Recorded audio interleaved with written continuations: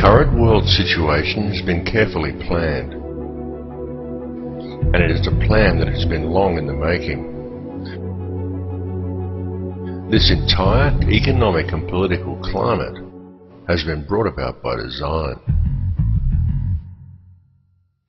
In the late 1970s, a plan was put forth by the CIA to train Islamic fighters in the Afghan war against Russia in a new form of radical Islamic thinking. The concept was to teach the Mujahideen that the Russians were not just attacking their country, they were attacking their faith. During that period, large numbers of fighters came to Afghanistan to help in the struggle, and large training camps were set up and run by the CIA to accommodate them. The man who was selected to lead the mercenaries by the CIA was one Osama bin Laden, who was given the code name Tim Osman, which was used on trips made to Washington to lobby for funds. The trip to Washington was made by bin Laden on at least 2 occasions.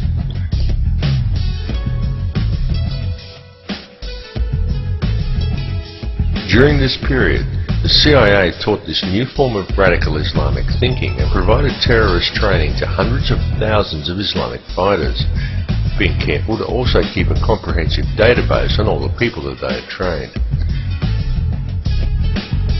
The Arabic name for this terrorist database was Al-Qaeda.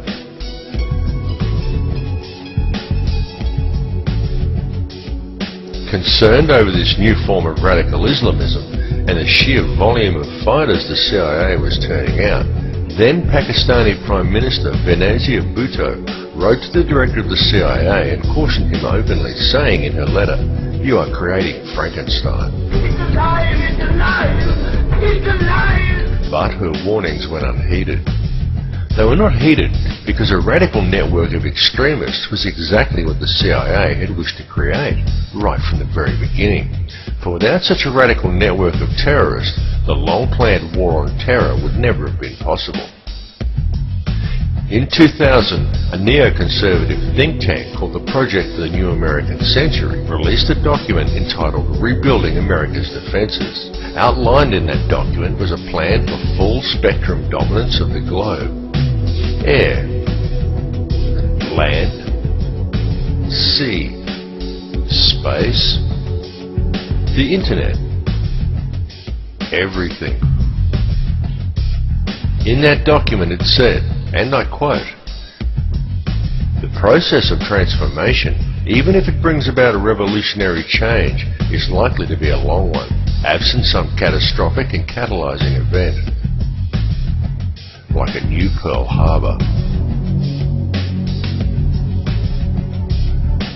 1 year after George W. Bush gained office, in the most contested election in US history, and many prominent members of PNAC were given positions in his administration, America experienced its new Pearl Harbor,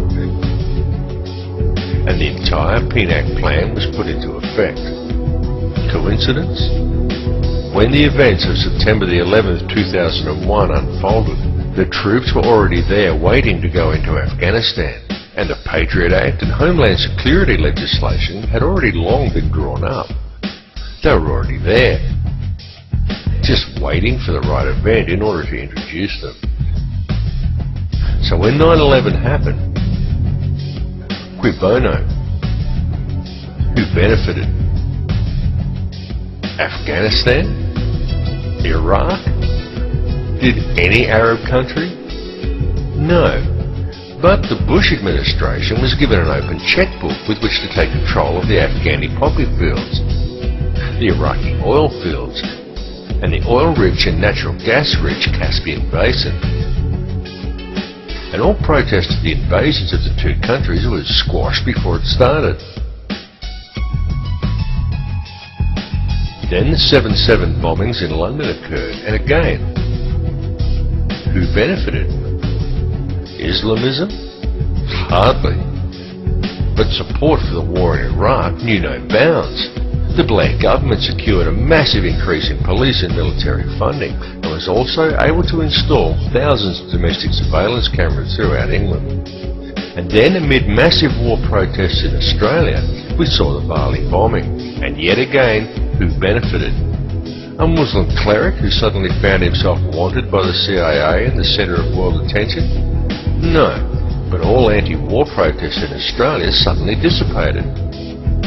The Australian Prime Minister John Howard received a huge boost in popularity. The Australian police got to establish themselves as the local police of the entire Australasian region. And both the Australian and the Indonesian military secured massive increases in funding. So who really benefited?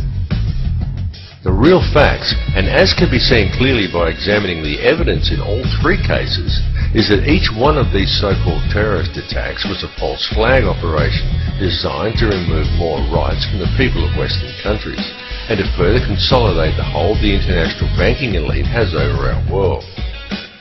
The information on all these cases exists. It's out there in the public domain. Please do the research, because the media is just not telling you. A large portion of Al-Qaeda funding comes from the Pakistani ISI, and it still does. And yet the ISI is an openly admitted and funded wing of the CIA. The CIA created hundreds of thousands of extremists and trained them in radical Islamic thinking, and it kept a database on them all. All these extremists still receive funding from the CIA channeled to them via the ISI and don't even realize who they are funded by. Osama bin Laden has been a CIA asset right from the start, and when the US decided to go after bin Laden, they used the name of the CIA database as a terrorist organization.